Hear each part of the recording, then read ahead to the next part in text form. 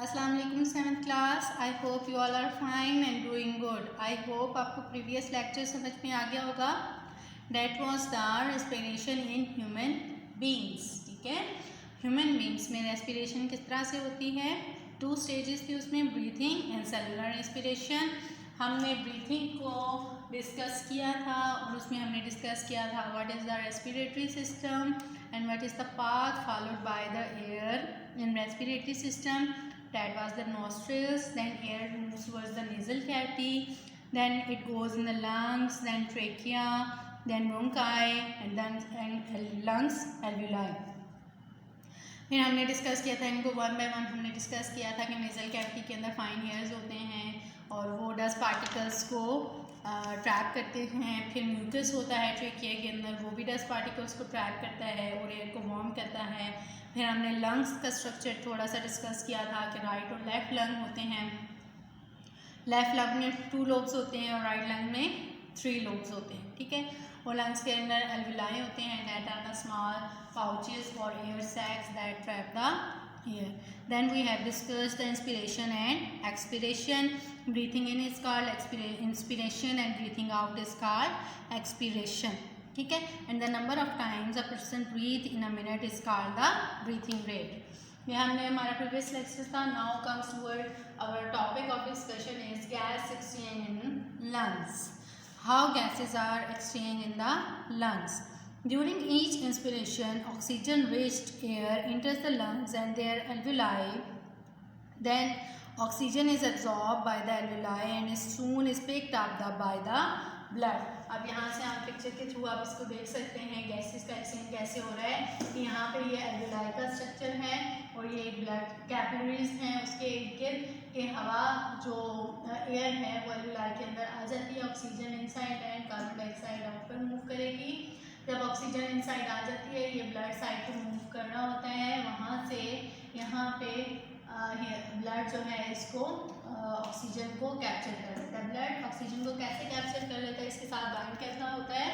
Blood consist of a red pigment that is called the haemoglobin. Haem means blood. Red pigment that combines with the oxygen and carries to the lungs or to the different parts of the cells or body cells. ठीक है, अगर lungs में से different parts of the body sales तक लेके जाता है। क्या है कि हम कह रहे हैं कि जब ऑक्सीजन एल्वेलाई के अंदर आ जाती है तो वो ब्लड के कैपिलरीज के अंदर कैसे जाती है, वो इस डिफ्यूजन के थ्रू इसके अंदर चली जाएगी हीमोग्लोबिन के साथ वो बाइंड करके। Then when blood moves towards the body cells and it supplies the oxygen to the body cells. Oxygen is absorbed by the alveoli and soon is picked up by the blood. Blood has a red pigment called hemoglobin which combines with oxygen and carries it to the cells. On the other hand, carbon dioxide is picked up from the all body parts and is transported by the blood to the alveoli. अब यहाँ पे जो blood है वो carbon dioxide जो है यहाँ से एल्वेलाई के अंदर चली जाएगी। एल्वेलाई किसके अंदर है, लंग्स के अंदर है, और वहाँ से उसको बाहर निकाल दिया जाएगा।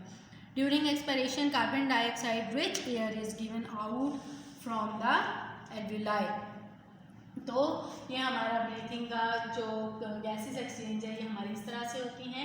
हमने लंग्स तक तो पढ़ लिया था, लेकिन गैसेस किस तरह से एक्सचेंज होती है, this is the process of exchange of gases in human beings. Comes toward in your page number 84।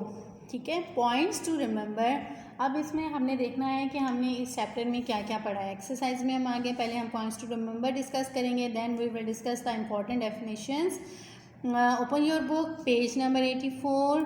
Points to remembers are the our body needs energy to perform its various activities. ठीक है, हमने introduction में देखा था कि हमें different काम करने के लिए एनर्जी की ज़रूरत होती है।